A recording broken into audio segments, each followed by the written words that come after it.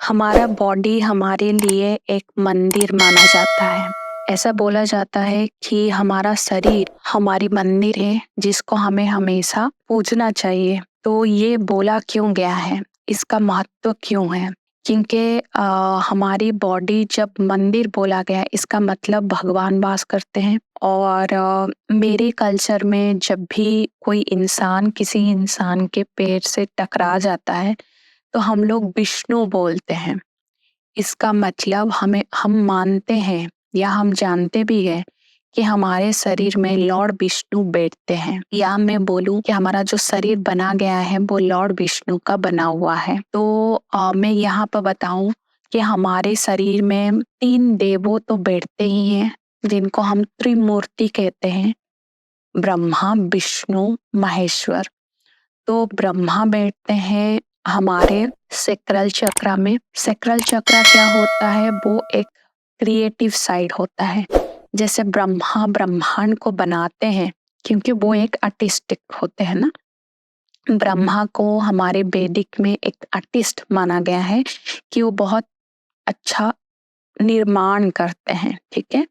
सो ब्रह्मा जो क्रिएटिव होते हैं तो वो सैक्रल चक्रा में बैठते हैं। विष्णु क्योंकि शरीर विष्णु का ही बना हुआ है और संचारण वही करते हैं शरीर को, तो इसीलिए विष्णु हार्ट में बैठे हुए हैं। और महेश्वर जो हमारे मस्तिष्क मस्तिष्क जो होता है, ब्रेन होता है, वहां पर बैठे हुए हैं क्योंकि मस्तिष्क को महादेव ही रेगुलेट करते हैं, ऐसा माना जाता है। उसके बावजूद हमारे शरीर में बहुत सारा अलग देवियां रहते हैं। तो मैं जब नेक्स्ट वीडियो बनाऊंगी कि 7 चक्रास जो है, तो उसमें मैं आपको बताने वाली हूँ कि हर एक चक्रा में हर एक देव या देवी का वास होता है। तो मैं वो नेक्स्ट वीडियो में बनाऊंगी, तब आप देख लीजिए।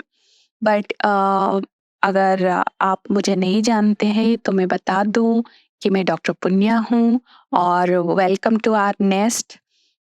बहुत खुश हूँ मैं आप मेरे चैनल विजिट किए हैं। अगर आज आप पहली बार देख रहे हैं मेरे चैनल को, प्लीज़ सब्सक्राइब कर लीजिए। तो आपको बहुत इंटरेस्टिंग टॉपिक यहाँ पर मिलने वाला है।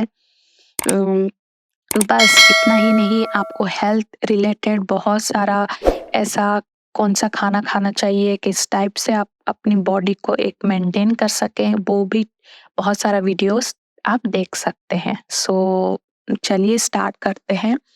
तो मैं जब 3 नाड़ीज के बारे में बात की थी, 3 नाड़ीज होता है, उनको मैं रिप्रेजेंट करती हूँ त्रिमूर्ति के साथ। कैसे?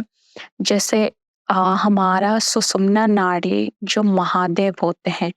महादेव क्यों होते हैं? क्योंकि देवों का देव महादेव बोला जाता है, मतलब सबसे पहले आदि शक्ति का जो निर्माण हुआ था तो वही थे।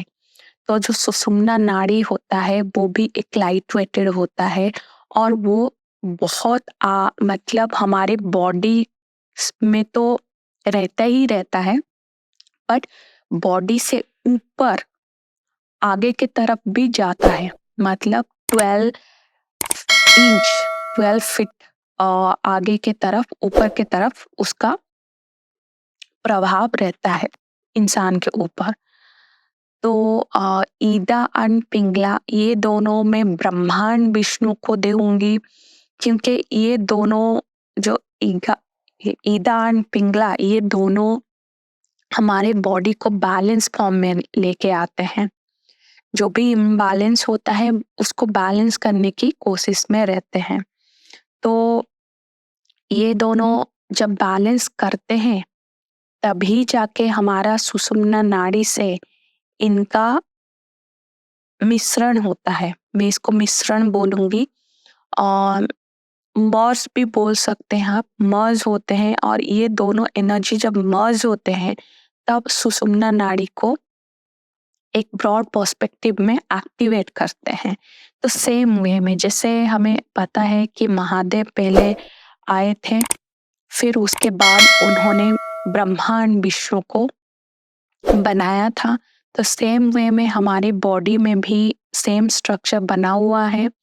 तो इसी वजह से हमें को-क्रिएटर बोला भी गया है, और यही एक कारण है जिसमें बोला गया है कि हमारा शरीर एक मंदिर है। तो थैंक यू सो मच।